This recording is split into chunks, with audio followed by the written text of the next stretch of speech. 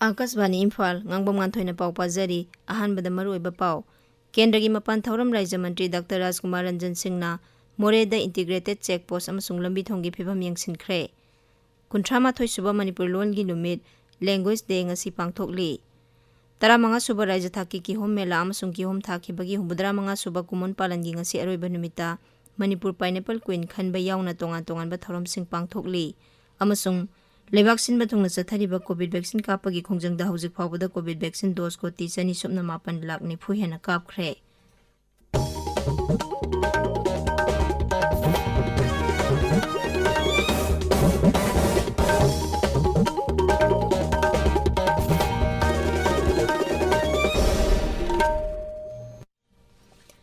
Kendragi Mapan Thauram amasung Shiksha gi Raija Mantri Dr. Rajkumar Ranjan Singhna numit nini gi khongchattak ngasi Ngamkhai Sahar Moreda satuna mafam aduda Integrated Checkpost ICP gi phibam yengsinkhre Mantri na Ngamkhai Sahar aduda lairiba lambi thonggi phibam su yengsinkhi tungda More College ta pangthokpa Modi @20 gi tharomda saruk yagani tharom aduda More Chambers of Commerce More Mitai Council BJP More Mandal gi luchingba sing amasung mafam adugi lanai sangstan sing saruk yagani Dr. Ranjana mafam aduda lairingai da Ngamkhai Sahar gi atai chawkha thorangi thabak sing su yengsingani Mantri na hayang Imphal da halakani amasung Bisnupur Jilla gi Moirang da leiba Loktak Pat ta pangthokpa thoram amada beneficiary singda kangkhal yen thokani 38 suba Manipuri Lol gi numit ngasi pangthokli Manipuri Lol na Bharat ki 9 suba schedule da chankiba numit asibu Manipuri Lol gi numit Language Day haina pangthoktuna lakli mapung oiba thoram ngasi Nungthil Palace compound da leiba Maharaj Chandrakriti Auditorium da pangthokani thoram duda Mukhya Mantri Nongthomam Biren Singh Works Mantri Govindas Ningthoukhongjam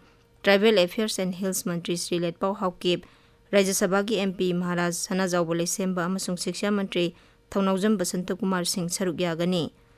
Thoramasi Manipur Sarkar ki Art and Culture Department amasung Directorate of Language Planning and Implementation ga loinana Manipuri Lol Sahitya amasung Kala gi masak naiba loop 33 na semba Manipuri Language Day State Level Celebration Committee ga punna sinduna pangthokpani. Tongan baluk kaya na su Language Day gi thoram pangthokli. Hanagi Pradhan Mantri Rajiv Gandhi gi Humbudrani Pan Suba Mapok Kumon Numit Manipur Pradesh Congress Committee na sinduna Imphal gi BT Road ta leiba Congress Bhavan da ngasi ayuk pangthokhi.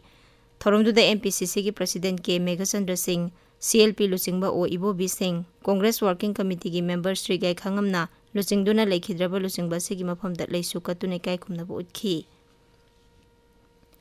Meghalaya ki Mukhyamantri Conrad K Sangmana Garo Hills Jilla gi Rongkhonda College of Teacher Education gi anoba building ama sangakhre anoba building aduda classroom 138 lei maduda tongan ba teaching staff singi ka singsu yauri building adu lupa koti 35 changna sabani institution asida B.Ed amasung M.Ed tambagi khudongchaba sing phanglagani sangabagi thormaduda Mukhyamantri na hai haukiba sahi mari makhai asida raija sida punna yenglakpada Shiksha amasung selthumgi phibam ningthina phaгаtle sarkar asina mahima singi lambida hena khudongchaba piduna raija sibu mangjil thaba raija ma ohenaba pandam thamli Manipur da hojik covid ki active case sa matarama thoi leiri naba phabagi sang sadamar fudrani pandasmik ahum nipani ngarang miyoi tarama thoi nongna covid 19 positive oikhi aduga miyoi tarani thoina naba phakhi covid positive oiba miyoi sikhibagi paw leite Apunba positive case lakh ama lising kunthra mapan chawngak marifu taruk ki manungda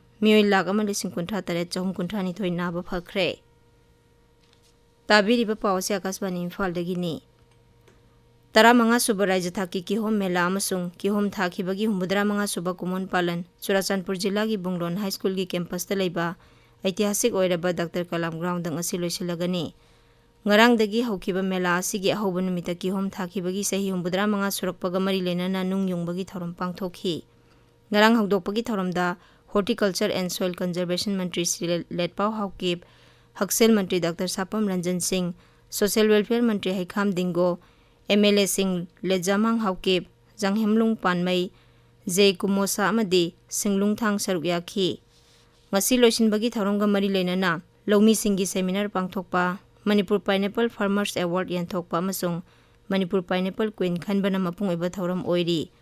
Loisinbagi thoramda MLA SS Olis, Sagulsem KB Devi, Thongam Santi Singh, Lejamang Haukip amasung Kimniong Hangsing Sarugyari. Rajasthan ki Pali Jilla ki Sumarpur Sahar da lambi ki khudongthiba thaudok amada yamdrabada mioi taret sire, kunmari na sokle. Thaudok adu tractor trolley amaga truck amaga thengjinabada thokibani. Soklaba mioi sing adu Sirohi amasung Sumarpur Hospital da laikanari. Soklaba amasung sikhiba mioi sing adu Gujarat ki Banaskantha Jilla dagi Rajasthan ki Ramdevra Mandir tamna lakhibani. Uparashtrapati Jagdeep Dhankar na thaudok adu bu thamoi sokna nungaitaba phongdorakli. Twitter da thagalakpa warol amada Sri Dhankar na hai thaudok adu da laikhedraba mioi singi damak isor da thoni jari amasung soklaba mioi sing adu athuba matamda phagalakpa oirasanu. Pradhan Mantri Narendra Modi na thaudok adu da laikhedraba mioi singi imung manunggi awabada saruk yari haina phongdokli. Asokpa sing adu so isor gi thaujaldagi thuna yangna phagatpa oirasanu haina Pradhan Mantri na makha takhi. Laibak sinba thungna chathariba COVID vaccine kapagi khongjangda haujik phawbada COVID vaccine dose ko tisani supna 7 lakh nifu hena kapkhre. Haukiba pung kunmari da mioi lakh 13,015 hena COVID vaccine kapkhi. Hairiba matam asida mioi 13,000 hena COVID na nauna naba thengnakhi.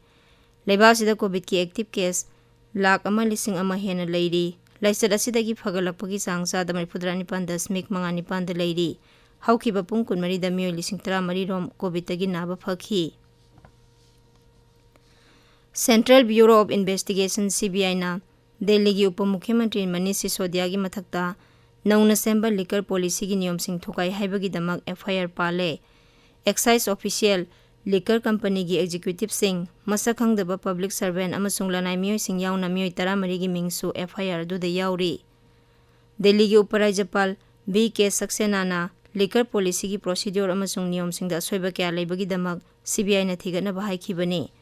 Sri Sisodia na hai CBI gi mioi sing na thijinba duda asumba puthorakna ba mangna pangba yaba mateng pangani. Mangna hai haujik phawbada maki mathakta case kya file tawrakle adubu karigumba amata puthokpadi ngamdri. BJP gi makok thongba luchingba amasung Kendra gi Mantri Anurag Singh Thakur na hairi senja thumja tawba mioi amana mahak mara leite haina miyamda unnaba phana kana honarabasu asumba dude dumak tholakani. Pradhan Mantri Narendra Modi na hairi leibak asigi khunggangi yumthong koti 10 henbada thaknaba phabai sing piba ngamle. Jal Jeevan Mission ki makhada har ghar jal utsav ka mari lenana panaji da pangthokpa thoram amada virtual oina wangangbada Pradhan Mantri na Goa, Dadra Nagar Haveli amasung Daman and Diu gi miyambu thagatpa phongdokhi. Sahi ahum gi manungda khunggangi yumthong koti 8 thaknaba phabai sing piba ngambada Pradhan Mantri na thagatpa phongdokhi. Mapal Thoram Mantri Dr. S. Jaishankar tha asigi kunithoi dagi kuntaret phawba Brazil, Paraguay amasung Argentina da chatkani. Masi External Affairs Mantri gi South America da chatpa ahanba khongchatni. Khongchat asida Dr. Jaishankar na leibak sing asigi luchingba sing amasung mahaka pham manaba mioi singa unaduna wari sanagani. Mapal Thoram Mantraloi na hai Paraguay da nauna saba Indian Embassy Mapal Thoram Mantri na sangagani. Bharat amasung Zimbabwe gi match ahum gi series ki one day international gi ani suba match Harare gi Harare Sports Club tanga si sanaragani. Bharat na ahanba match wicket 10 da thoiduna series asi mangjil thaduna chatli. Durant Cup football gi ngarang Kolkata gi Kishore Bharati Stadium da sanakiba match ta FC Goa na Indian Air Force pu panjal amasino da maithiba pikhi. Guwahati gi Indira Gandhi Athletic Stadium da sanakiba topa match samada Sudeba Delhi amasung Kerala Blaster Panjal amamam chanaduna draw oikhi.